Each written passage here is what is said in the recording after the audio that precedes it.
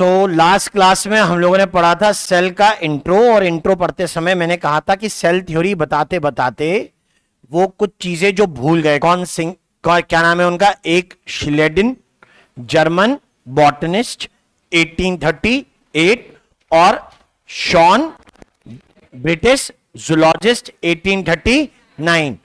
तो उनकी भूल चूक में एक चीज आती है कि that they were not able to describe the prokaryotic cell organization. Ignore. Virus तो बहुत बाद में पता लगा है, they were not able to tell about virus also. तो जब किसी को नहीं पता था तो उनको कहां से होता? क्लियर। लेकिन सबसे बड़ा ऑब्जेक्शन जो उनकी बातों में आता है वो है origin of cell, that despite knowing and telling the statements कि cells and product of cells होते हैं, बताने के बावजूद कि सेल प्रोडक्ट टिश्यू सेल से बनते हैं, ओके, ऑर्गन सेल से बनते हैं, आप ये बता ही नहीं रहे हो सेल किससे बनता है। तो जब आप ये नहीं बताओगे तो इसका मतलब है कि आप एक बहुत बड़े डेफिसिट में। इसको बताने के लिए बाद के वर्कर रुडोल्फ विर्चव ने सेल थ्योरी का मॉडिफिकेशन दिया। He told that all cells arise from pre-existing cells. Ominis, cellular, acellular. Ominis का मतलब ही होता है all. ओमनी सुनिए, ओमनी, मारुति ओमनी।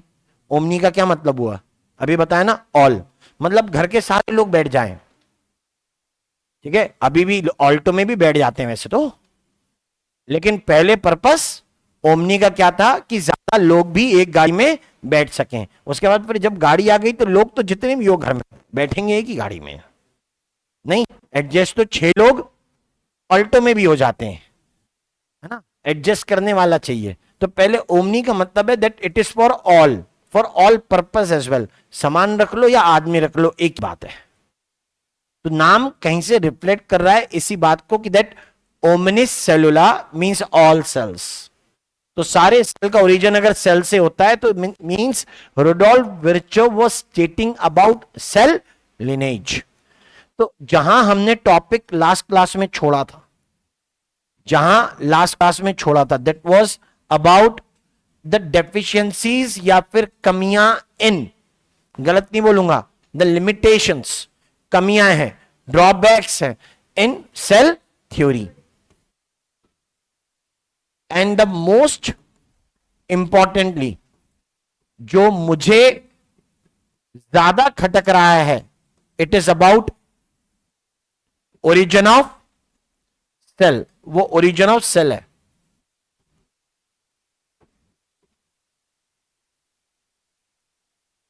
वो तब ओरिजिन ऑफ सेल के बारे में कहते हैं। तो हमें इन्हीं चीजों को डिटेल में करना है। आज के टॉपिक में भी वही है, हालांकि the major topic for today is overview of cell and about prokaryotic cell. ये तो थोड़ा ये major. So let's start with the origin of cell. हम ओरिजिन ऑफ सेल वाली बात करते हैं कि that how the things got modified, कैसे लोगों ने इसको डिफाइन किया था। तो जैसा मैंने सिखाया था, साइंटिस्ट का नाम आए अलोंग विद द ईयर अगर दिया हो तो उसे क्या कर देना, अंडरलाइन। सब कुछ नहीं, ठीक है, जो काम का है उसी को। हम बोल भी रहे हैं कि that he was the person who gave modified cell theory. Modified cell theory देने वाला आदमी है। और मॉडिफाइड सेल थ्योरी का मतलब है who gave final shape to the cell theory. यही है कि सेल थ्योरी को फाइनल शेप, यानी आज का जो शेप मिला है वो इन्हीं के बदौलत मिला है, जो भी इन्होंने कहा है। He modified the hypothesis of Schleiden and Schwann to give the cell theory final shape. Question यही आते हैं, who gave the modified cell theory, who gave final shape to the cell theory. तो इसके 2 स्टेटमेंट ज्यादा important जो हैं उन्हें mention कर रहा हूं। एक का नाम है, या एक लिखते हैं, all living organisms are composed of cells and product of cells. Wait, Schwann के 3rd स्टेटमेंट पर ध्यान दीजिए।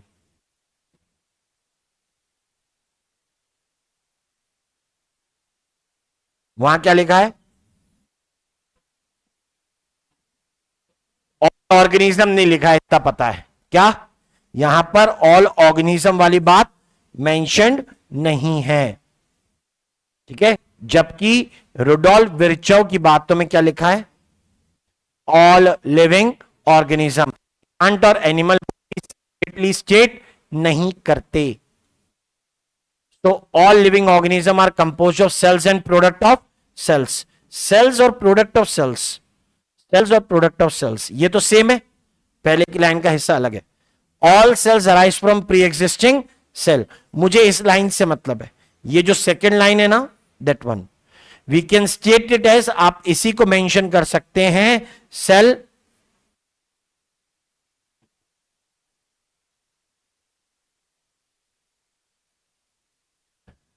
लिनेज, मतलब सेल से सेल का बनना। क्या लिख रहे हैं यहां पे, new cells are formed from pre existing cells, ओमने सेलुला ई सेलुला। यानी अगर रुडोल्फ विर्चोव के एक अकेले स्टेटमेंट की बात करूं, सिर्फ किस स्टेटमेंट की, all cells arises from pre existing cells, तो उसे कहा जाएगा सेल लिनेज, सेल सेल से बनता है। क्लियर। तो सेल लिनेज किसने सजेस्ट किया, विर्चोव ने। ये नहीं कि इन्हें सेल शेप फाइनल थ्योरी मिल गई, सेल थ्योरी को फाइनल शेप मिल गया, ठीक है, मान लिया मिल गया, लेकिन एक नया क्वेश्चन खड़ा हो गया कि इन्होंने कहा है कि सेल डिवाइड करता है, इसका मतलब ये हुआ अगर सेल से आए हैं, in any case if a new cell is formed from pre-existing cell, so it means it must be the result of division of the cell। एक के क्या बन गए, दो। इन भाई ने ये नहीं बताया, right. He told something like कि यहां आपके पास एक सेल है, ये सेल आगे क्या करेगा, ग्रो, ग्रो करके एक का क्या बना देगा, दो।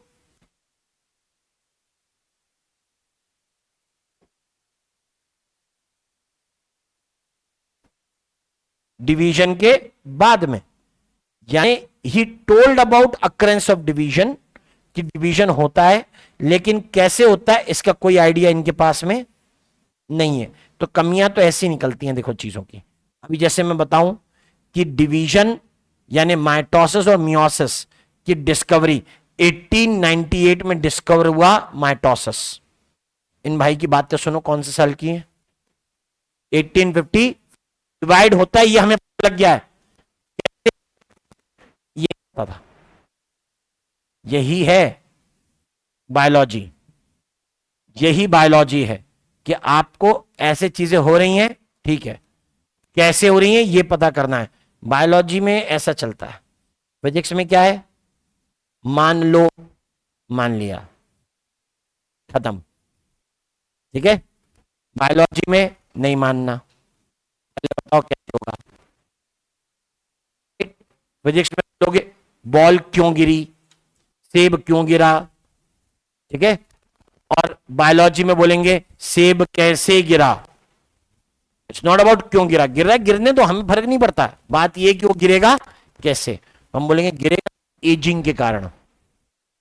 मतलब न्यूटन ने ग्रेविटी डिस्कवर कियो, उसने ये डिस्कवर नहीं किया कि सेब पकने के बाद, न केवल सेब, कोई भी फ्रूट पकने के बाद में एक समय बाद अपने फ्रूट से क्या, अपनी बॉडी से अटैच, या फिर सेब के अनरैपन कंडीशन में गिरने का कारण क्या हो सकता है, एब्सेशन।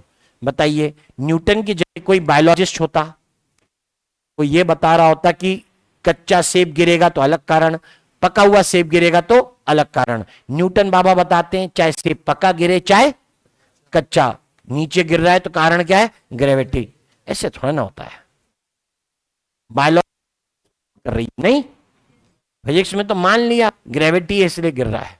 हम बोल रहे ऐसे कैसे, एक्सप्लेन तो करो। अगर गिर रहा है, ग्रेविटी गिरा रही है तो तुम गिरो, सेब को क्यों गिराते हो, वो तो खाने की चीज है ना। खैर, तो यानी यहां पर यह पता नहीं था कि सेल डिवाइड कैसे करते हैं, हाउ दे डिवाइड, डिवाइड करते हैं। ये वाली बात कैसी है, कंफर्म, ये बता दिया, लेकिन हाउ दे डिवाइड वो मैकेनिज्म उन्होंने नहीं बताया। इसमें भी अपनी लिमिटेशन है। बाद के लोगों ने स्टडी करी और उसको एक्सप्लेन कर दिया। 4 लाइनें काम की।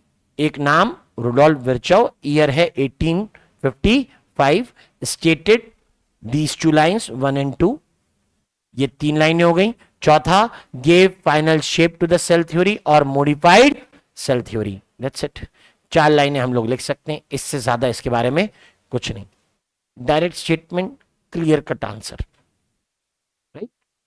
हमने सेल को उनके टाइप के बेसिस पे क्लासिफाई करने की बात कही थी। एक होता है प्रोकैरियोटिक और दूसरा क्या होता है, यूकैरियोटिक।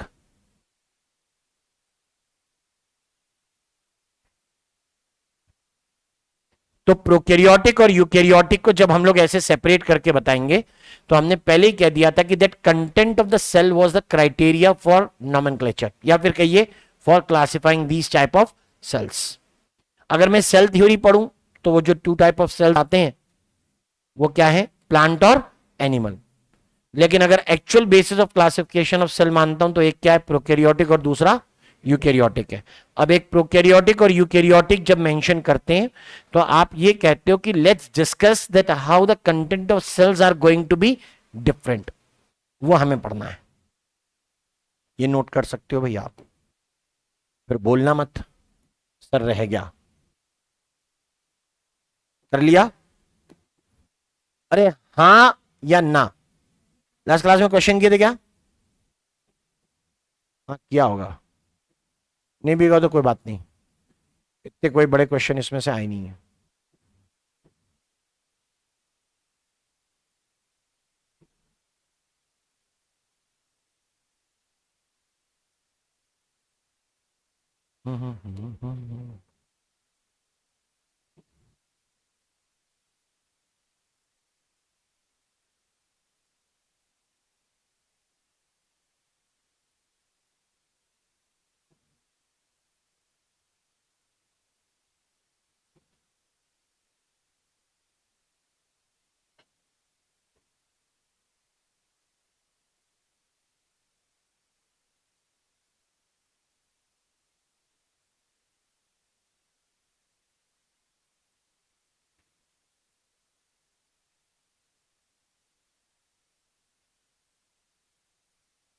हम्म तो cell theory was proposed by, हमें क्या लगा है? अरे यार,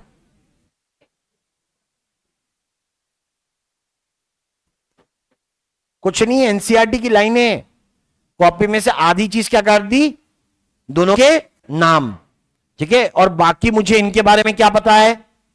ये भाई कौन, बॉटनिस्ट, कहां का, जापान का, जर्मन, ईयर क्या दिया है 1838, ये कहां का, British.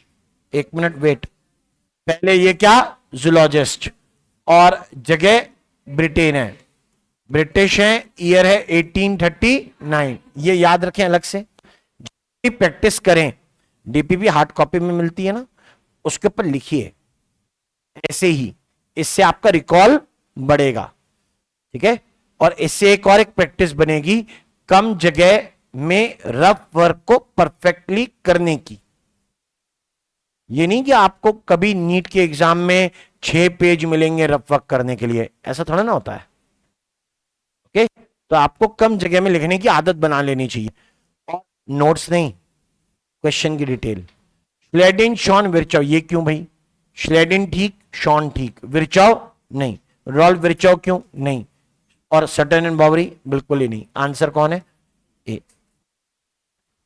All the plants are composed of different kind of cells, ये किसने बोला था, श्लेडिन ने बोला था। प्लांट के बारे में दोनों लोगों ने बताया, शॉन ने भी बताया और श्लेडिन ने भी, लेकिन डिफरेंट टाइप ऑफ सेल्स बने हुए ये किसने बताया, श्लेडिन ने, राइट। तो यानी जर्मन बॉटनिस्ट विर्चाव, कौन गलत है, विर्चाव। ब्रिटिश जूलॉजिस्ट गलत है, यहां ब्रिटिश जूलॉजिस्ट शॉन गलत, क्योंकि इन दोनों में से किसी चीज से रिलेटेड नहीं है। अब बचा कौन, fourth, answer D. Who studied different type of animal cells to propose the cell theory. Animal cell जो पढ़े वो कौन होता है, जूलॉजिस्ट, और जूलॉजिस्ट जो अभी तक हम लोग पढ़ चुके हैं वो एक ही है, वो कौन है? शॉन। ठीक है, ब्रिटिश जूलॉजिस्ट ठीक है, श्लेडेन गलत, जर्मन बॉटनिस्ट गलत, आगे बढ़ने की जरूरत नहीं है। नेक्स्ट, एक minute, physicist, British zoologist, Schwann सही है, आंसर फिर से D. A thin outer layer studied by Schwann is plasma membrane, यानी first. Scientist who give the final shape to the cell theory, अब नाम है वर्चव। मतलब की चीज, एनसीईआरटी कितने लोगों ने पढ़ी? फिर जैसा मैंने बताया था, देख भैया ऐसा है, टू बी वेरी फ्रैंक रहना, हाथ नीचे करो, सच सच होता है ना, झूठ झूठ। पढ़ोगे तो हाँ करना, नहीं पढ़ोगे ना कर देना। किसी दिन पकड़े गए ना, बहुत बुरी बेइज्जती होगी। पकड़े कैसे जाओगे? मैं पूछूंगा आपने एनसीईआरटी पढ़ी? हाँ। मैं पूछूंगा आपने लाइन पढ़ी? मैं झूठी लाइन बोलूंगा, और आपने अगर कहा हाँ, नहीं करूंगा, फिर जिसने एक्चुअल में एनसीईआरटी पढ़ी होगी बोलेगी ये कौन सी लाइन है, वो किताब में ढूंढेंगे, फिर तुम्हारा चेहरा देखेंगे और फिर समझ जाएंगे कि आज तुम्हारी बारी आ गई। समझ गए? अब कितने लोगों ने एनसीईआरटी पढ़ी? घट गए, घट गए ना बेटा। छुप वो क्या है, फिर टेस्ट में जो मार्क्स आते हैं ना, उसी में पता लग जाता है। मैं आपसे बोल रहा हूं, आप सिर्फ क्लास से पहले एनसीईआरटी पढ़कर आओ, और वापस जाके यहां पे सारे नोट्स बनाइए, वापस जाके बिना नोट्स खोले, बिना एनसीईआरटी खोले, टीपीपी या मॉड्यूल या कुछ भी जिससे क्वेश्चन लगा रहे टॉपिक वाइज लगाइए, खुद आपको समझ में आ जाएगा कि ये बेनिफिट बोला गया है, इससे आपका समय बचेगा। कोई कहे कि एनसीईआरटी बार बार पढ़नी चाहिए, उसे मेरे सामने लाओ, वो जितनी बार पढ़ने को बोलेगा मैं उसको उतने थप्पड़ मारूंगा, समझे? और कोई ये यूट्यूब पे बोल रहा है तो उसको उसके नीचे उतने थप्पड़ चिपका के भेजेंगे, जूते। कोई कहे 1000 बार एनसीईआरटी पढ़नी चाहिए, या किसी ने लिख दिया अपने सो कॉल्ड व्लॉग के अंदर, I secured 360 out of 360 in biology just in 1 month, I read NCERT 1000 times. तुम्हें हमारी तरफ से 2000 जूतों की सलामी। तुम मिलो हमें, बताते हैं। उसी एनसीईआरटी की लाइन पूछूंगा और फिर वो क्या बता देगा? गलत। मैं बता रहा हूं ना, 1000 बार किताब इसलिए पढ़ी क्योंकि वो मूर्ख था, उसे कुछ याद नहीं हो रहा था, और फिर भी उसको याद नहीं हुआ होगा। सिर्फ पढ़ने से याद नहीं होता, समझ गए? बार बार भी सेम चीज को पढ़ने से हर चीज रिटेन नहीं होती। मैं बता रहा हूं, अगर याद रखना है ना, बहुत सिंपल है, उसे एक बार पढ़िए, अगली बार लिखिए, एक बार सुनिए, उसके बाद उसको सॉल्व करिए, याद रहेगा। कितने में काम हो गया? 4। वो भाई बोल रहे हैं 1000। बोलो टाइम वेस्ट किसने किया? 4 ने, 1000 ने। और फिर भी 1000 बार पढ़ने के बाद गारंटी नहीं है कि आपको पूरा याद रहेगा, क्योंकि बहुत है ऐसे जिन्होंने खूब एनसीईआरटी पढ़ी, नंबर 270 280 भी नहीं आए एनसीईआरटी पढ़ने के बावजूद। मैं बता रहा हूं ना, किताब को खोल के देखने के बाद महसूस होता है ये तो मैंने पढ़ा हुआ है, ये भी मैंने पढ़ा हुआ है। ठीक है, ये किसी के भी साथ हो सकता है, मेरे साथ भी हो सकता है, एक छोटे बच्चे के साथ में भी होता है। छोटे बच्चे अगर उनको पढ़ने की आदत लग जाए, स्टोरी बुक अगर वो देख लें, तो उनके साथ में यही चीज है। वो क्या है, स्टोरी बुक हर बार नहीं लेंगे। क्यों? पहले 2 पेज पढ़ेंगे, उतना ही पढ़ पाएंगे, रख देंगे। अगली बार नई स्टोरी बुक उठाएंगे, उसके पहले 2 पेज पढ़ेंगे, उसको वापस रख देंगे। Means they are not going to complete it. उनमें एक्साइटमेंट था, उनको किताब की नीड नहीं है, उनको कोई एग्जाम उस स्टोरी के ऊपर नहीं देना, इसलिए उस किताब को कंप्लीट नहीं करते। आप उस किताब, किसी किताब को पूरा क्यों नहीं पढ़ते? उसका रीजन है आपको लगता है कि आपने ऑलरेडी किए, तो आप उसको रिवाइज नहीं करते। वो जो कह रहे हैं ना कि मैंने 1000 बार एनसीईआरटी पढ़ी, उनको मैं इसलिए जूतों की सलामी दे रहा हूं क्योंकि उन्होंने कम से कम 1000 बार की करेज तो दिखाई। ना झूठ बोल रहा हो चाहे सच, मैं बता रहा हूं 1000 बार किसी किताब को पढ़ने के लिए ना बहुत सब्र चाहिए, ठीक है, बहुत पेशेंस चाहिए, इतना आसान नहीं है। यहां तीसरी बार में ही लगने लगेगा कि यार ये मैं पढ़ चुका, ये भी मेरे को आता है, ये तो मैंने पढ़ा हुआ है, ये अपन देख लेंगे, इसमें तो कुछ इंपॉर्टेंट है ही नहीं, चल साइड कर ले, खत्म हो गया। तो इसलिए अगर अगली बार बोलूं तो सच, अगर पूछूं तो सच सच बताना, कुछ गलत ना। अभी मैंने देख लिया किस किसने हाथ खड़े किए थे कि एनसीईआरटी पढ़ी है, तो मैं उन्हीं से पूछूंगा, जिन्होंने नहीं पढ़ी उनसे नहीं पूछूंगा। क्लियर?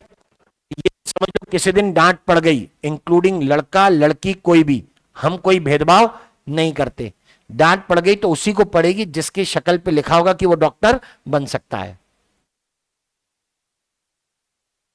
अगर नहीं पढ़ी तो अच्छी बात है, और अगर मैंने जानबूझ के इग्नोर कर दिया मतलब समझ लो तुम्हारी शक्ल पे नहीं लिखा, समझे? तो अब ये देख लो कि इग्नोरेंस का पार्ट बनना है या पार्टिसिपेशन का पार्ट बनना है, एप्रिसिएशन चाहिए कि नहीं चाहिए, ठीक है। बस एक की तरफ फोकस रहना चाहिए कि अगर मुझे नीट देना है तो नीट से चाहिए एमबीबीएस, और एमबीबीएस चाहिए तो गवर्नमेंट, खत्म। इसके अलावा कोई टारगेट नहीं, कोई ऑप्शन नहीं, सीधी बात है। क्योंकि अगर आपने ऑप्शन सोची तो आप डाइवर्ट होंगे, आप अपनों को सीरियसली नहीं करेंगे। ऑप्शन अगर चाहिए तो मैं आज बता देता हूं, तैयारी करनी छोड़ दो, तुरंत बंद कर दो, बढ़िया सुखद भविष्य बता देता हूं। डी फार्मा कर लो, दवाई की दुकान खोल लो, बैठ जाओ, तुम्हारा कोई ना कोई दोस्त तो एमबीबीएस कर ही लेगा, कोई ना कोई दोस्त आगे चल के अस्पताल खोल ही लेगा, उससे बोलना भाई जगह मुझे दे दे, तेरे अस्पताल में फार्मेसी मेरी चलने दे, देखते हैं कितनी दोस्ती काम आती है। लेट्स सी, सब कुछ फ्यूचर में है, मालूम पड़ेगा। हम लोग ओवरव्यू ऑफ सेल पढ़ रहे हैं, यानी सेल के जो भी टाइप हो सकते हैं उनकी डिटेलिंग की बात है। जो डिटेलिंग यहां पे ये लोग दे रहे हैं उसके अंदर एक नाम लिखा है, उन्होंने शुरुआत बता रहे कि एक लिखा है साइटोप्लाज्म, जिसे उन्होंने स्टेट कर दिया है main arena of cellular activities. Cell में ज्यादातर चीजें साइटोप्लाज्म में होंगी, ऐसा लिखने की कोशिश है। कुछ नहीं भी लिखा होगा लेकिन मैं ऐड करना चाहूंगा ताकि और इंटरेस्टिंग को बना पाए। सेकेंड नंबर मैं अपनी तरफ से ऐड कर रहा हूं और उसका नाम है सेल वॉल। तीसरा नंबर मैं ऐड कर देता हूं प्लाज्मा मेम्ब्रेन। लेकिन चौथा उन्होंने मेंशन किया है और उसे हम लोग कहते हैं अबाउट न्यूक्लियस। तो जिनमें न्यूक्लियस होता है इसका मतलब उनमें क्या होती है, न्यूक्लियर मेम्ब्रेन होती है। उन्होंने एक वर्ड लिखा है उसका नाम है बोल्ड लेटर्स में, अगला वर्ड क्या है किताब पढ़ने वालों,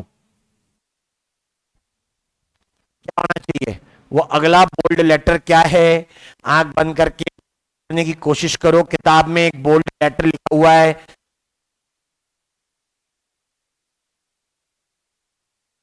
ऑर्गेनल्स। वो क्या है? ऑर्गेनल्स है। अब इन ऑर्गेनल का लिखने का तरीका अलग है, मैं लिखूंगा membrane bound organelles.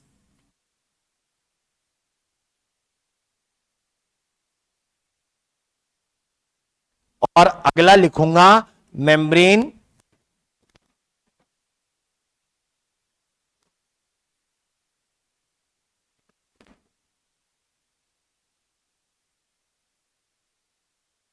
Lacking organelles. Membrane lacking organelles में उन्होंने नीचे नाम लिखे हैं, किसके किसके? Ribosome and centrosome. एक है राइबोसोम, दूसरा है सेंट्रोसोम।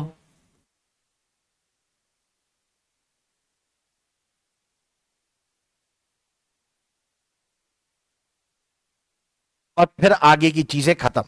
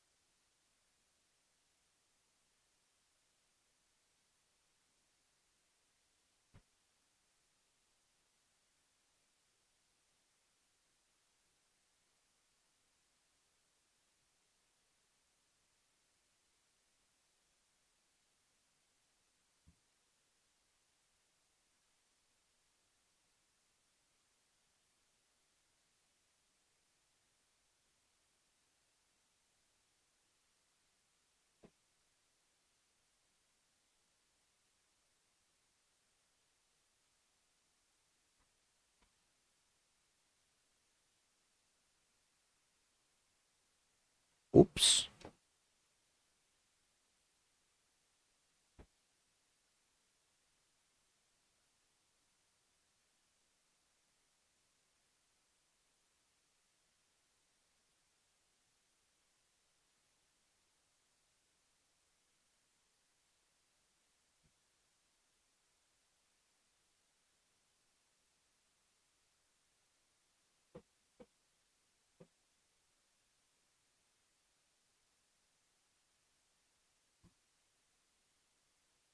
हम्म। तो हमारे पास यहां पर मैं लिख रहा हूं ए, बी और ये सी, 3 एग्जाम्पल्स। अभी इतना जल्दी नहीं। एक लिखा ह्यूमन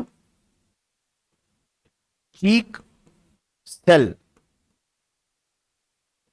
और एक लिखा अनियन पील सेल, एक लिख रहे हैं एशरिचिया कोलाई।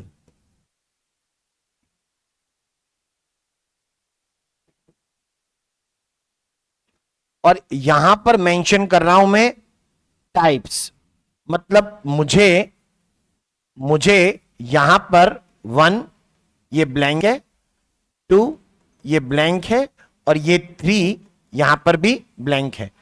इन तीनों को भरना है। किससे?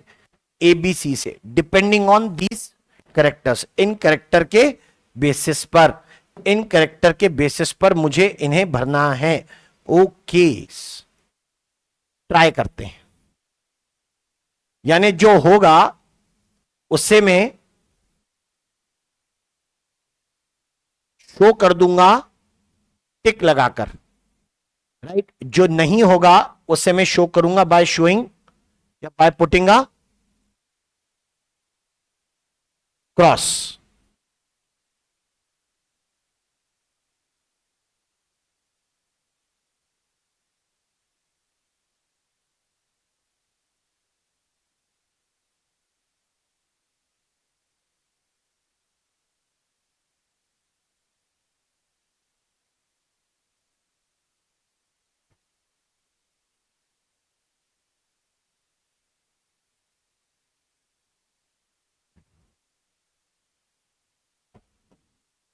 वन में, 2 में, 3 में, तीनों में क्या है?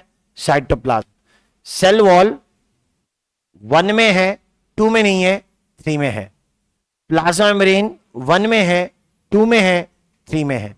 न्यूक्लियर मेम्ब्रेन 1 में है, 2 में है, 3 में नहीं है। मेम्ब्रेन बाउंड ऑर्गेनल 1 में है, 2 में है, 3 में नहीं है। अब तक समझ गए कि थर्ड कौन? क्या? क्यों? हमने कब कहा कि 1 एनिमल सेल है? वो ए है, ये फर्स्ट है क्या यार? फंस गए। मैंने कहा ये ए है, ये तुम्हें कहना है बाद में, पूरा ऑन नहीं है। हाँ, मेम्ब्रेन लैकिंग ऑर्गेनल्स, राइबोसोम किस में है? सब में है। सेंट्रोसोम किस में है? तो हमने कहा centrosome is present in second but not in first and third. First और थर्ड में वो प्रेजेंट नहीं है। यहां सेल वॉल नहीं, यहां पर सेंट्रोसोम नहीं, यहां पर सेंट्रोसोम भी नहीं, यहां पर मेम्ब्रेन बाउंड ऑर्गेनल नहीं, यहां पर न्यूक्लियर मेम्ब्रेन नहीं। ये एबीसी है, 1 2 3 तो उधर लिखा है, इधर एबीसी को भरने का, भरिए। बोलो बोलो बोलो, फर्स्ट कौन होगा इनमें से? जितने लोग पढ़कर आए एनसीईआरटी, उनका आंसर पहले निकलना चाहिए। कौन होगा ये इनमें से? अनियन पील यानी बी। यहां पे कौन होगा? Human cheek cell. क्या लिखा है किताब में? Centrosomes are more common in animal cell, right. और थर्ड जो है, इसका मतलब बचा हुआ कौन रह गया? इकोलाई या एशरीचा कोलाई। अभी जो मैं बात कह रहा हूं वो इस बात पे है, वो इस चीज पे टिकी है कि जिस पे न्यूक्लियर मेम्ब्रेन होती हैं वो कौन होते हैं? यूकैरियोटिक। यानी नीचे ये दोनों मेंबर, नीचे ये दोनों मेंबर कौन कौन? फर्स्ट और third column, these two are eukaryotic. और उधर जो किनारे में हुआ वो कौन हो गया? प्रोकैरियोटिक। ये सही है, यानी यूकैरियोटिक सेल के फर्दर टाइप्स बनेंगे on the basis of content. Prokaryotic के अलग अलग टाइप नहीं बने। आगे बात समझ में? टेबल के बेसिस उन्होंने दिया है करीबन 25-27 लाइन में, हमने ये 6-7 लाइन में लिखा है। वो इतना बड़ा पैराग्राफ दे रहे हैं, हम छोटे से टेबल, हमारा पर्पस इसी से सॉल्व हो जाएगा। सुनिए क्वेश्चन क्या? The cell organelle which is common to both pro and eukaryotic cell कौन है? Ribosome, right. अगर राइबोसोम की आगे डिटेल तो हम लोग पता करेंगे कि प्रोकैरियोट और यूकैरियोट में ज्यादा सेम कौन है, राइबोसोम या? तो आंसर इज प्लाज्मा मेम्ब्रेन। तो ऐसे कई सारे क्वेश्चंस यहां पर बनते हैं। लोगों को ये ब्रीफ चीजें बनानी चाहिए। रिक्वायरमेंट, हमें जो चीज चाहिए रहती है वो सिर्फ इतनी है कि अंडरस्टैंडिंग बेटर बने। That's it, that's more than enough for us. आगे लाइन आएगी यूकैरियोटिक सेल की हेडिंग में, eukaryotic cells are not identical. देख लो कितने टाइप लिखे? 2। Are they identical? No. On the basis of what?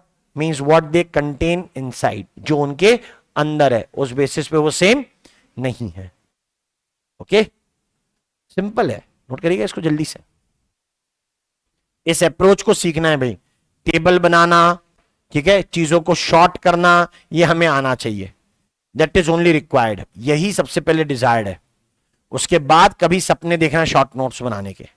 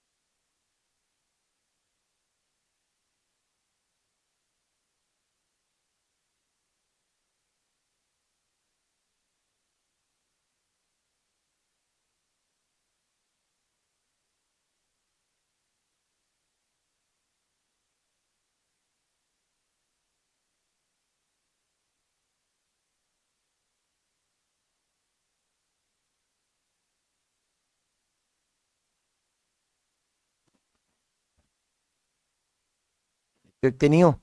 हाँ, तो मत लिख, आज से चालू कर।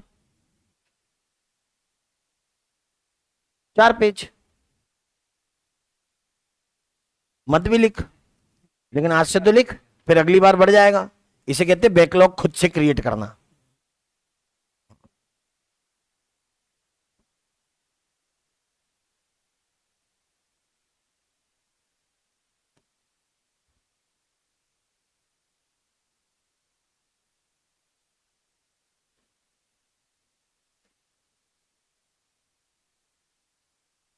तो एक तो चीज आपको समझ लेनी चाहिए कि जो सेल के टाइप है वो कंटेंट के बेस पे है।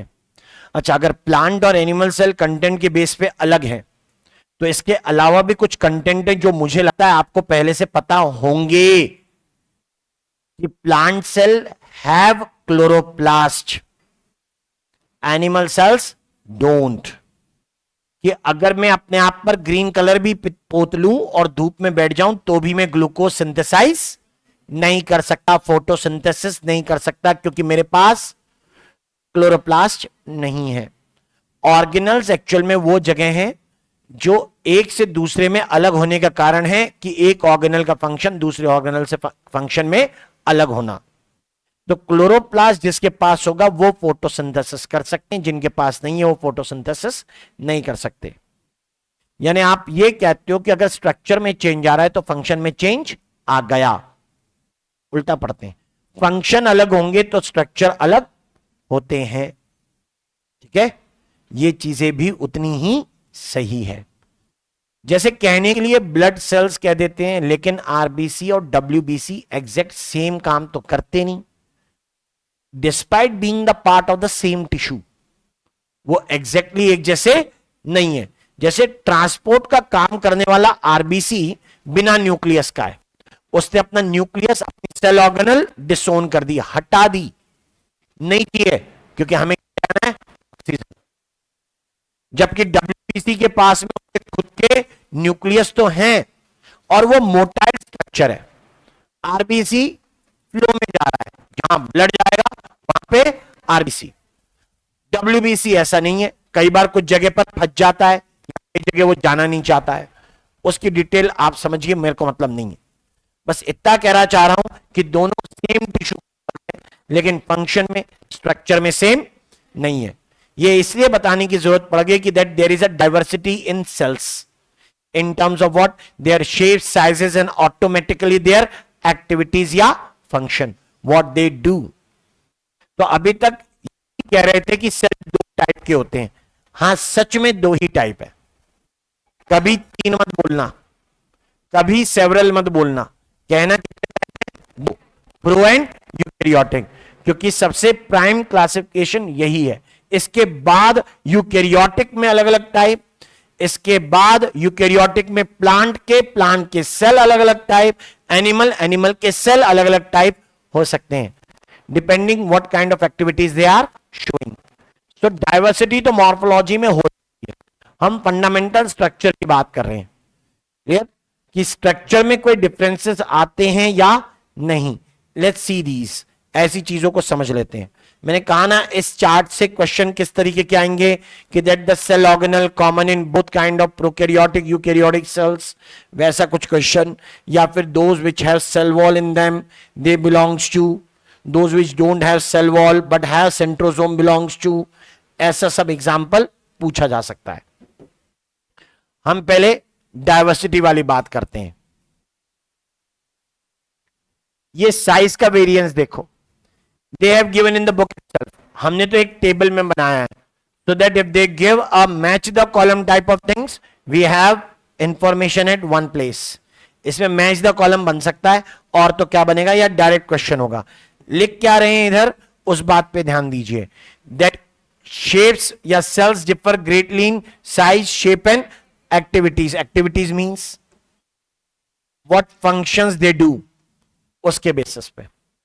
अब जैसे for example mycoplasma, PPLOs bacteria, typical bacteria, ये पहले चारों किसके एग्जांपल है, प्रोकैरियोटिक के। बैक्टीरिया मत बोलो, काय के एग्जांपल है, प्रोकैरियोटिक के।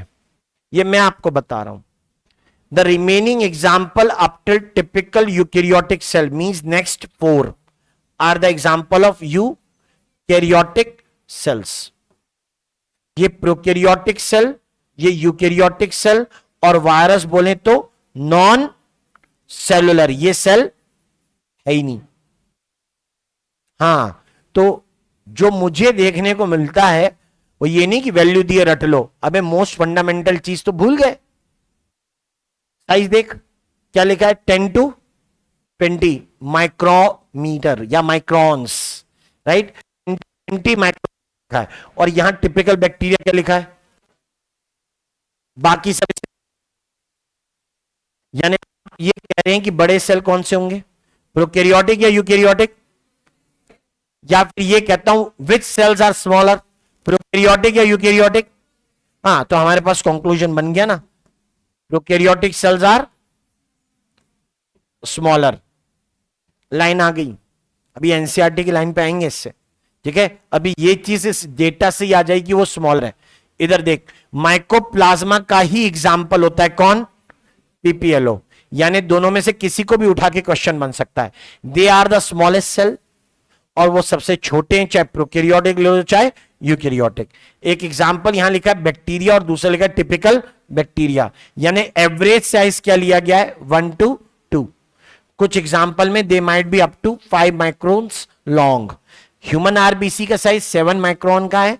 एग ऑफ ऑस्ट्रिच दिया, लार्जेस्ट आइसोलेटेड सेल, लार्जेस्ट लिखा, लॉन्गेस्ट नहीं, लार्जेस्ट है, क्लियर। नर्व सेल के लिए लिखते हैं some of the longest cell, some लिखा है। अगर पूरा लिखूं कि मेरी बॉडी में लॉन्गेस्ट सेल कौन है, तब आंसर क्या होगा, नर्व, तब आंसर होगा नर्व सेल, क्योंकि यहां पर मेंशन नहीं है कि प्लांट में या एनिमल में या ओवरऑल लिविंग वर्ल्ड में सबसे लंबा सेल कौन है, ऐसा मेंशन नहीं हो रहा है, इसलिए बोले सम ऑफ द लॉन्गेस्ट सेल। अच्छा सुनो, अगर फंक्शन के बेसिस पर ही स्ट्रक्चर का कुछ लेना देना है, साइज का कुछ लेना देना हो सकता है, तो एक बात समझिए, काम होता है transmission of information, right.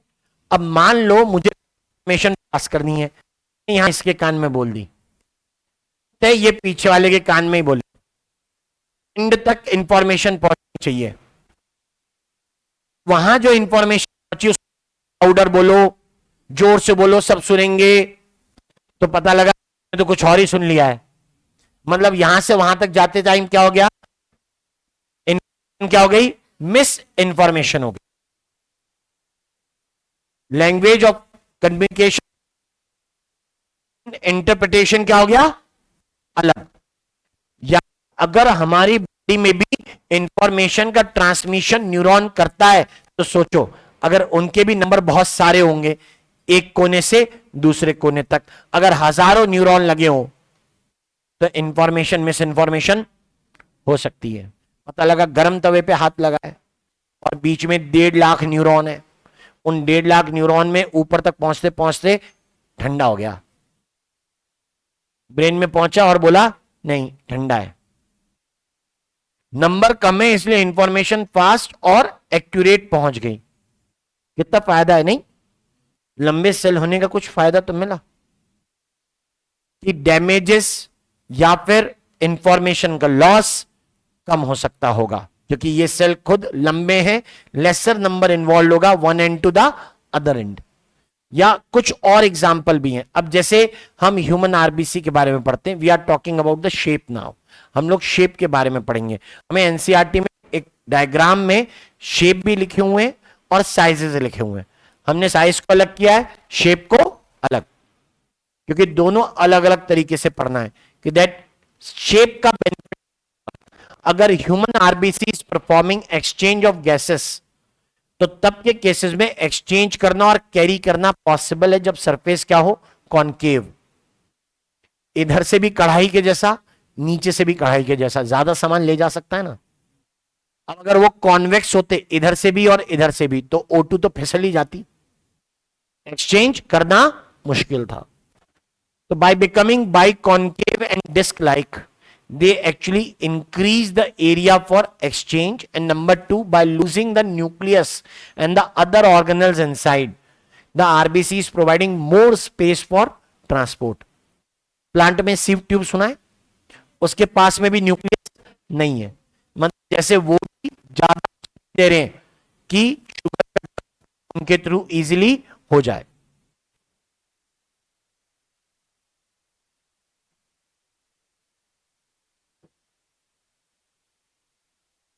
Shapes the same, वही बात है, cells vary greatly in their shape, may be disc, polygonal, columnar, cuboid, thread और इवन इरेगुलर, यानी कोई भी शेप नहीं है। मैंने फिर इस चार्ट में कुछ आइडेंटिफाई किया, मतलब उन्होंने डायग्राम में जितने एग्जाम्पल दिए हैं ये वाले, ठीक है, इधर के सारे कौन है, एनिमल, इधर के कौन है, प्लांट।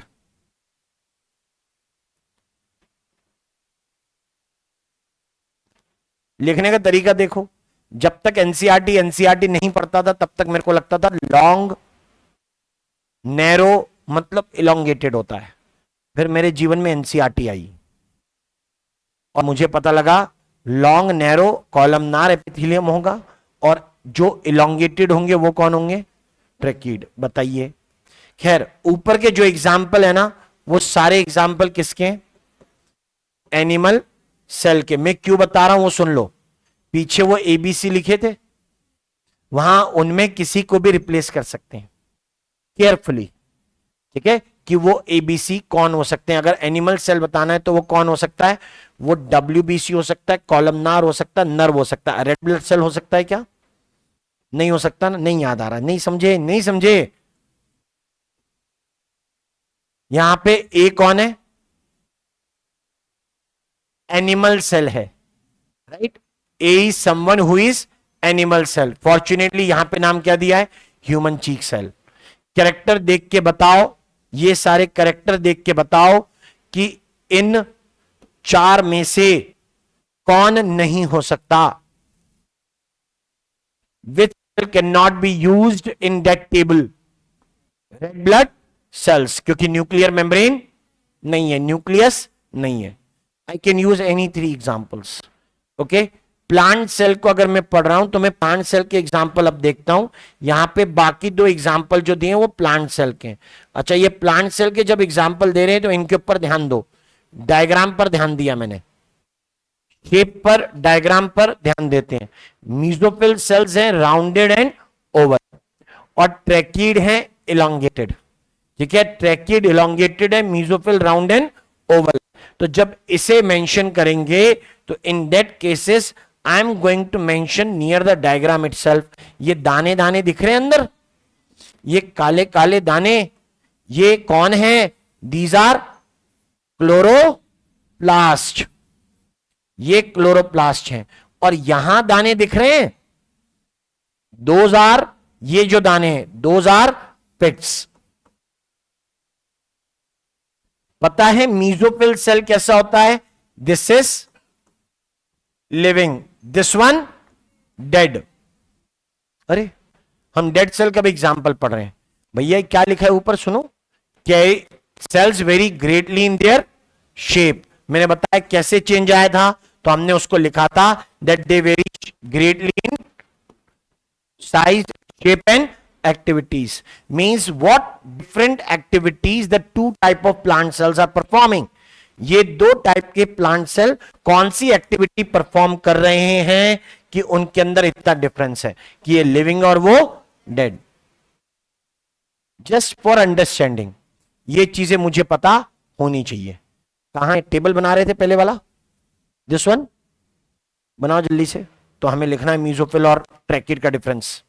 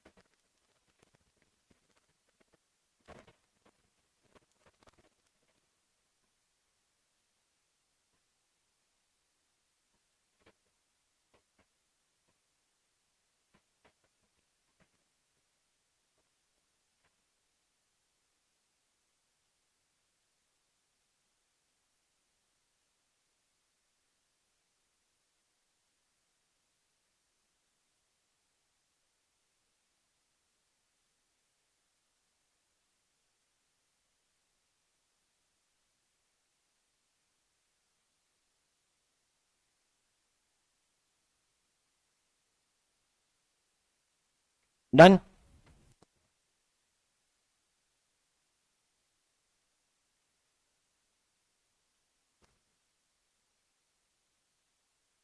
ये थोड़ा ना बनाओगे, पीछे लिख तो लिया, क्या बनाओगे इसमें?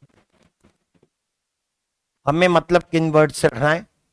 प्लांट सेल्स के एग्जाम्पल से, and those two examples are,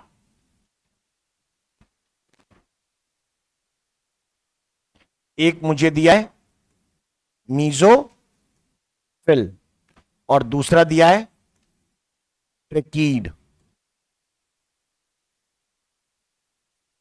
difference एक को तो बताएं, मेनी आर देयर।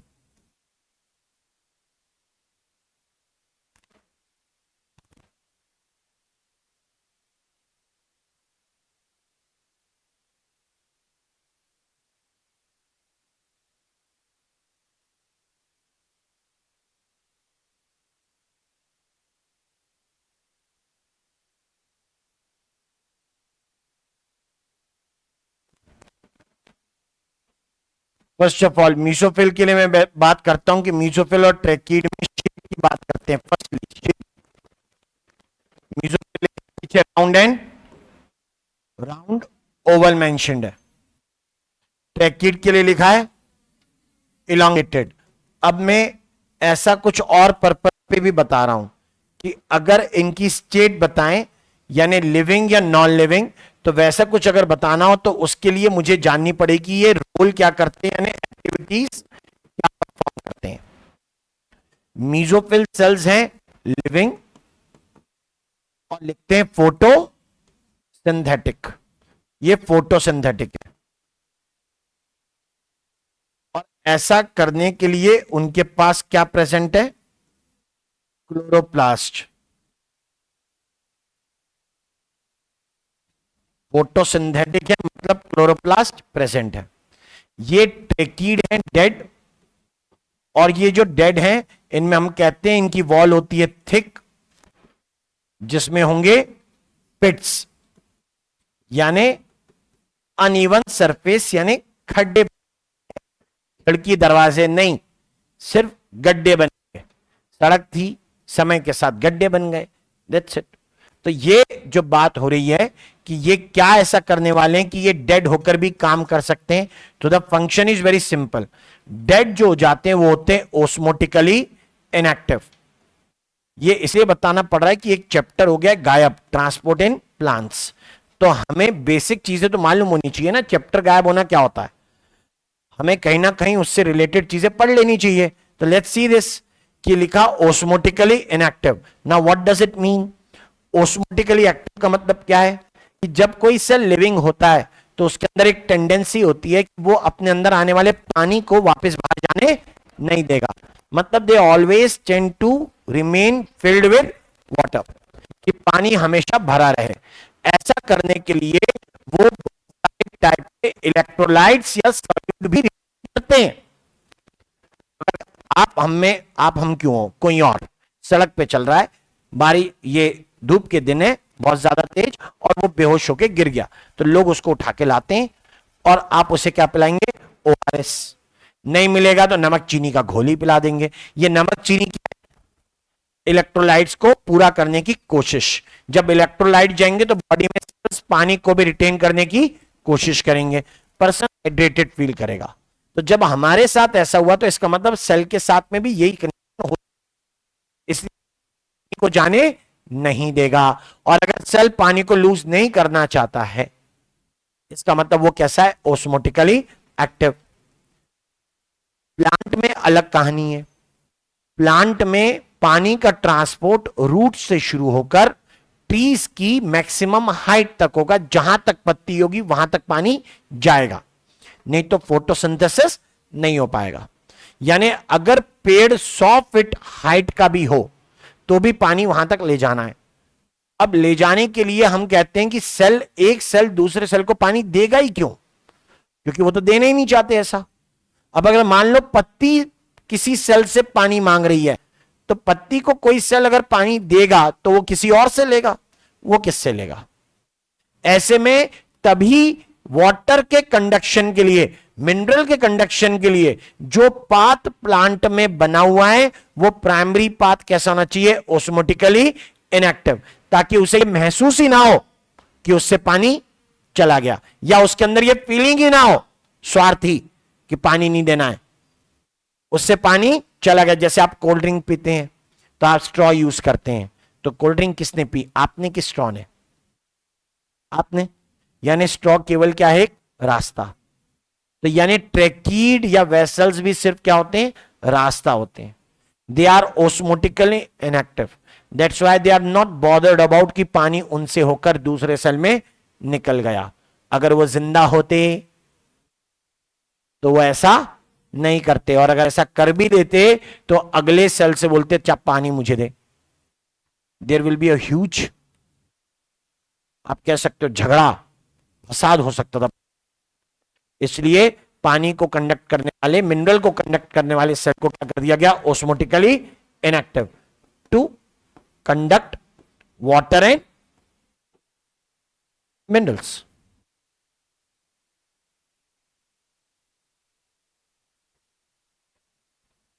बस बताने के लिए कि स्ट्रक्चर लाइक, क्योंकि फंक्शन बदल गए हैं, ठीक है। वही प्लांट सेल है लेकिन प्लांट सेल्स के टाइप सेम नहीं है, ठीक है। पहले यूकेरियोटिक सेल थे, यूकेरियोटिक सेल्स के टाइप सेम नहीं थे, अब पढ़ रहे हैं प्लांट सेल्स है, प्लांट सेल्स के टाइप सेम नहीं है। Okay, let's start with prokaryotic cell first. Prokaryotic cell के बारे में पढ़ेंगे। इतने पोर्शन में से एक पीवाईक्यू है, और वो भी इतना सिंपल कि कोई भी आंसर लगा ले, कोई कंफ्यूजन नहीं। चलो चलो, ऐसा है, ये बताओ किसका साइज है, वायरस का। ये किसका साइज है, 1-2 माइक्रोन्स, बैक्टीरिया का, ठीक है। ये बैक्टीरिया का टिपिकल लिखूंगा ना, मैं लिखूंगा टिपिकल बैक्टीरिया का साइज है। आपको याद नहीं हुआ, अरे लिख तो लिया ना, नकल करके बता दो, याद हो जाएगा।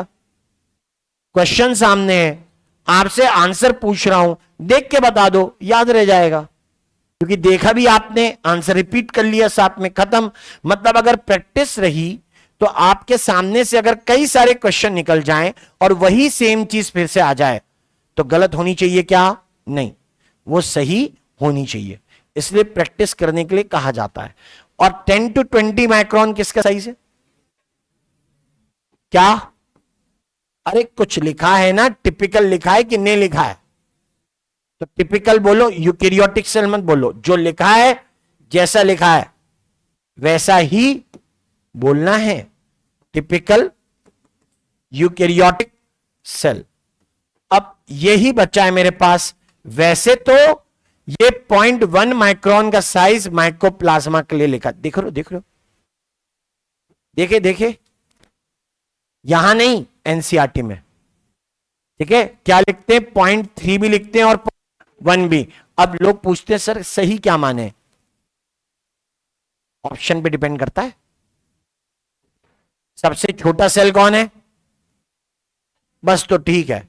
तो यानी अगर वो सबसे छोटा सेल है तो उसमें सबसे छोटी वैल्यू को ढूंढने की कोशिश करो, किधर गई, 0.1। आंसर क्या होगा, ए। आपकी बुक में ही 2 जगह अलग अलग वैल्यूज दी हुई है माइकोप्लाज्मा की, हमने एक ही को काउंट किया एंड दैट इज 0.3। क्वेश्चन में क्वेश्चन आया था जो, सॉरी पीवाईक्यू में जो आया हुआ है वो है 0.1 माइक्रोन के हिसाब से। ऐसा होता है, लेकिन आंसर लग जाएंगे, इतनी कोई कॉन्ट्रास्टिंग मिस्टेक नहीं है कि बिल्कुल ही अलग हो गया हो। चलो, what is the delimiting boundary around a human cheek cell, वो टेबल के ऊपर बेस्ड बताइए। ह्यूमन चीक सेल में क्या होगा, सेल मेम्ब्रेन,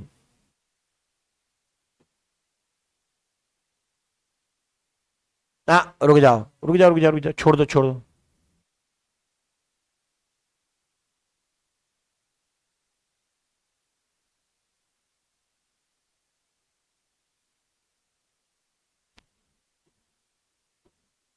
हाँ, तो टेबल पे ही बेस्ड है। Besides the nucleus the dash cell have other membrane bound distinct structures. Prokaryotic या यूकैरियोटिक, यूकैरियोटिक ढूंढो, आंसर क्या हो जाएगा, ए। जबरन की ऑप्शंस हैं सी और डी, मतलब ही नहीं था, दो ही ऑप्शन होनी चाहिए थी.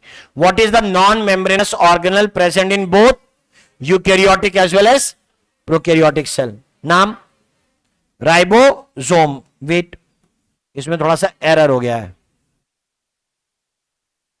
Answer should be fourth. Answer fourth है, राइबोसोम्स, डी.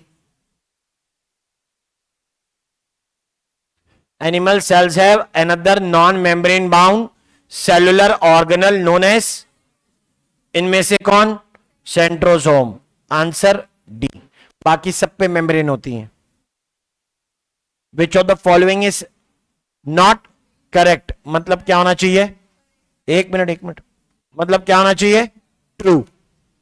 ठीक है, I need the true out of these. Mycoplasma is the smallest cell, 0.3 microns in width. सही है? ये गलत है? पता कैसे फॉल्स है? Greater than. Bacteria could be 3 to 5 microns in length. False है. Human RBC is about 7 millimeter in diameter. बे मिलीमीटर लिखा है यार, माइक्रोन कहां है? Cell shape is independent of their work they perform. क्या हो गया? ये भी क्या हो? Independent of work they perform. अब इसका मतलब है गलती है कुछ ऊपर.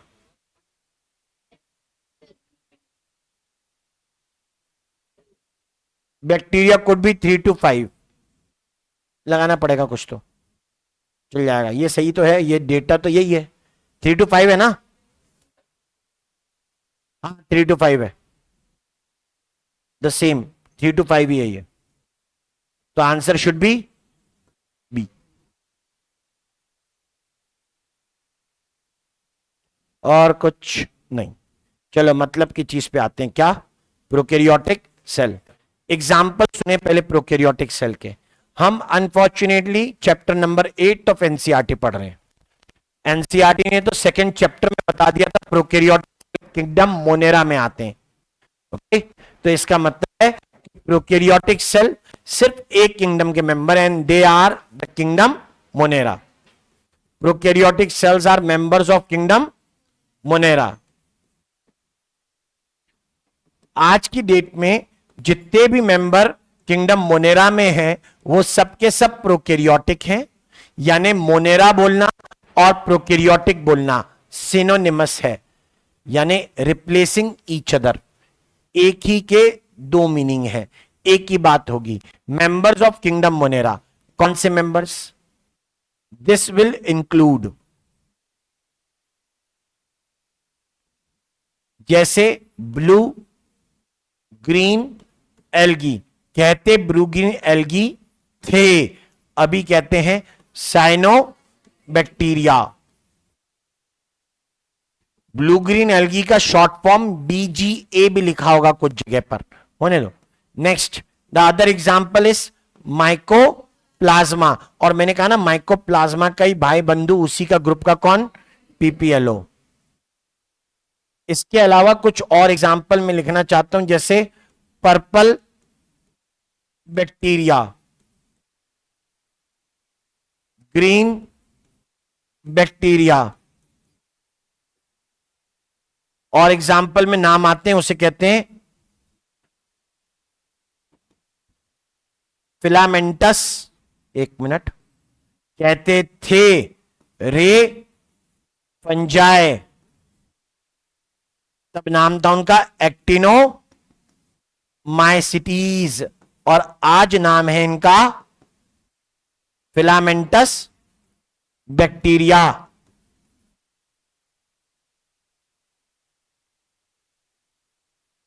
सम of the example I am writing, या जस्ट बैक्टीरिया लिखा हो तो भी चलेगा. Some of the examples of prokaryotic cell, ये सब. एक्टिनोमाइसिटीज, वो बारिश में मिट्टी की खुशबू. It is all because of actinomycetes. Most of the antibiotics right now from actinomycetes, जैसे स्ट्रेप्टोमाइसिन. मिली स्ट्रेप्टोमाइसिस से। नाइट्रोजन फिक्सेशन करने वाला एक बैक्टीरिया, फिलामेंटस बैक्टीरिया, जो नॉन लेग्यूमिनस प्लांट में सिम्बायोटिकली मिलता है, नाम है फ्रेंकिया, एक्टिनोमाइसिटीज। राइजोबियम नहीं, वो अलग।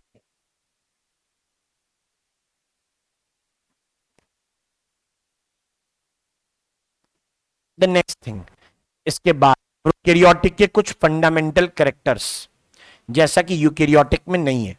अब प्रोकैरियोटिक का सेल छोटा है, नंबर दूसरा, प्रोकैरियोटिक सेल स्ट्रक्चर में बहुत ज्यादा चीजें अंदर होती नहीं, इसलिए जब डिवीजन होगा तो समय नहीं लगेगा, क्योंकि बांटने के लिए सामान भी तो चाहिए, है ही नहीं, इसलिए डिवीजन कैसा हो जाता है, faster. The structure is simple, size is smaller and division is faster. ऐसी बात प्रोकैरियोटिक के लिए हम लोग कहते हैं, other than their examples. Prokaryotic cells fundamentally same है, लेकिन हम ऑब्जर्व करते हैं कि दैट उनकी मॉर्फोलॉजी में 4 तरीके के सेल्स देखे जाते हैं, 4 से ज्यादा भी हो सकते हैं। 4 are more common for us. One is rod shape, second is coccus यानी spherical, third will be spiral and fourth is comma. ये 4 तरीके के एग्जाम्पल्स हैं जो उनके मॉर्फोलॉजी में देखने को मिलेंगे इन जनरल। चलिए next,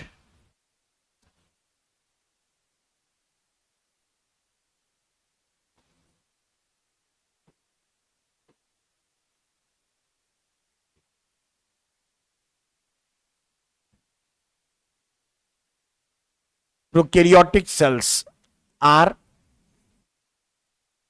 simple in structure,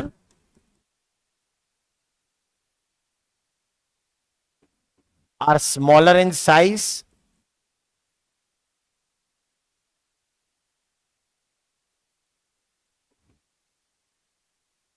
divide more rapidly,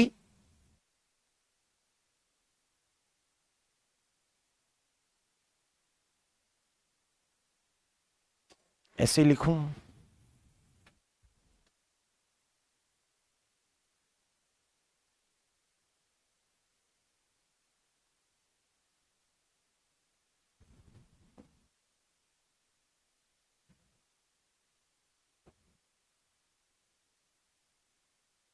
faster than eukaryotic cells,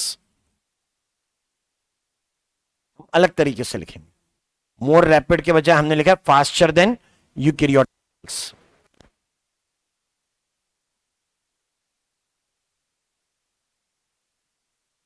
are fundamentally same,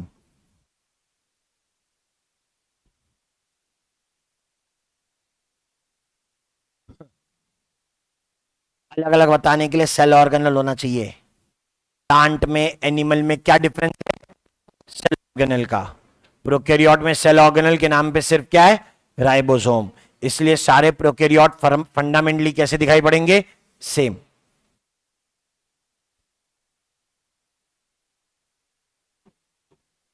morphologically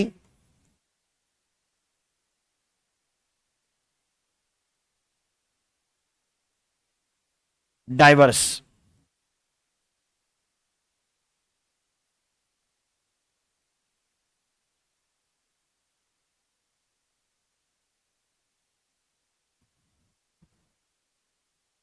और जब ये मॉर्फोलॉजिकली डाइवर्स है, इन प्रोकैरियोटिक सेल के रिगार्डिंग बात कर देता हूं, देयर आर 4 जनरल एग्जांपल्स। ठीक है, तो जनरल एग्जांपल मतलब हम सारे एग्जांपल्स नहीं पढ़ रहे हैं, ज्यादातर जो मिल गए उनकी बात चल रही है।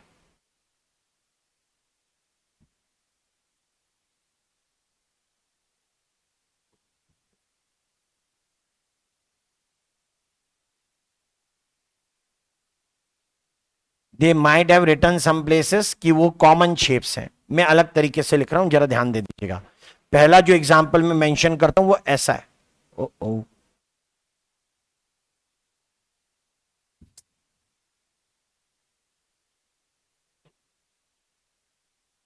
This is rod.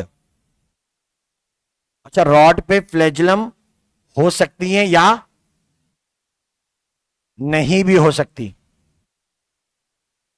That depends. यानी ये वाली रॉड पहली और थर्ड ये मोटाइल होंगी और ये वाली नॉन।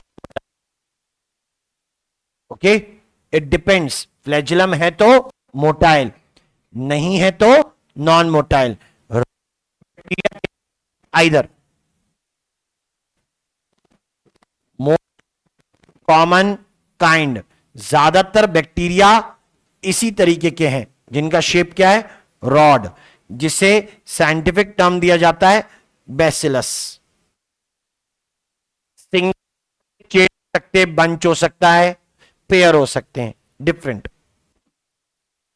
टाइप टू, दूसरे नंबर पर यह बना दिया सर्कल, यह बना दिया सर्कल का पेयर, यह बना दी सर्कल्स की चेन।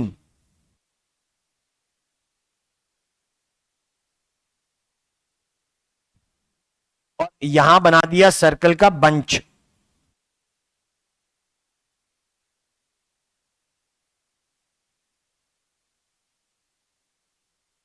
एनी, याद रखने हैं, रुको, इनको बोलते स्ट्रेप्टोकोकस।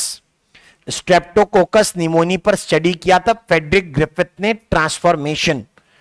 बंच को बोलते हैं स्टेफाइलोकोकस, इसे स्टडी किया था अलेक्जेंडर फ्लेमिंग ने, while discovering the, accidentally discovering penicillin. Okay, याद रहते हैं। अब ये सर्कल दिख रहे हैं, इस पे कोई भी फ्लैजिलम नहीं दिख रही, एक हुई तो फ्लैजिलम, ज्यादा हुए तो फ्लैजिला, मतलब they don't have flagella. If they don't have, they are non motile. ये सेकेंड मोस्ट कॉमन है, these are second most common type, ये second most common type of bacteria है, यानी दूसरे नंबर पे इन्हीं की संख्या आएगी, second most common kind. And these are spear, और स्पीयर शेप बैक्टीरिया को लिखते हैं कोकस, प्लूरल लिखेंगे कोकाई। तो खास कैरेक्टर जो मैंने इसका सीखा यहां से फोटो देख के वो ये कि दीज आर ऑलवेज मोटाइल के नॉन मोटाइल, नॉन मोटाइल, या लिख सकते हैं नॉन फ्लैजिलेट। तो फर्स्ट और सेकंड नंबर पे आबादी इनकी है, टाइप्स इनके हैं, तीसरे चौथे इतने कॉमन नहीं है। दिस वन, ये ऐसे लग रहा है जैसे कोकस पर क्या बन गई, फ्लैजिला, ठीक है, या फ्लैजिलम एक, this is appearing as what, comma. These are always motile, कैसा शेप है, एस कॉमा, ये कॉमा की तरह दिख रहे हैं, कॉमा को लिखते हैं विब्रियो। और मैंने कहा इसके लिए आप लिखना ऑलवेज मोटाइल, और चलने का तरीका क्या है, फ्लैजिला, यूनी फ्लैजिलेट एक। नंबर चार, चौथा, ठीक है, अगर मैं बायोलॉजिकल क्लासिफिकेशन वाला डायग्राम बनाता तो ऐसे जिगजैग बना हुआ है, नहीं बना रहे, ठीक है, हम कैसा बनाएंगे, हम एक्चुअल ट्विस्ट बनाएंगे। ये देखो ट्विस्ट बनाई, अरे ट्विस्ट तो कोमा में भी थी लेकिन वो कंप्लीट नहीं थी, ये कैसी है, कंप्लीट, ऐसा shape. And often bear flagellum. Motility के बारे में हमेशा कुछ नहीं कह सकता इसके बारे में, मतलब कुछ श्योर नहीं है, जिनके लिए श्योर थे वो लिख दिया, ये हमेशा नॉन मोटाइल, ये हमेशा मोटाइल विथ सिंगल फ्लैजिलम। इधर इसके लिए मेंशन कर देते हैं, these are appearing as complete twist, ये पूरे मुड़े हुए दिखाई देते हैं, इसको मैं लिखता हूं स्पाइरलम। इसके लिए इतना ही, one of the long bacteria spirillum volutans belongs to the same group, वो जिसकी लेंथ 5 माइक्रोन्स बताई है वो स्पाइरलम वॉल्यूटेंस ही होना चाहिए। तो ये चार शेप है, इनमें से सेकंड और थर्ड के बारे में जो बातें यहां लिखी हैं वो याद रखो। Anything more required will be in kingdom Monera, not here, वो बायोलॉजिकल क्लासिफिकेशन की बात होगी।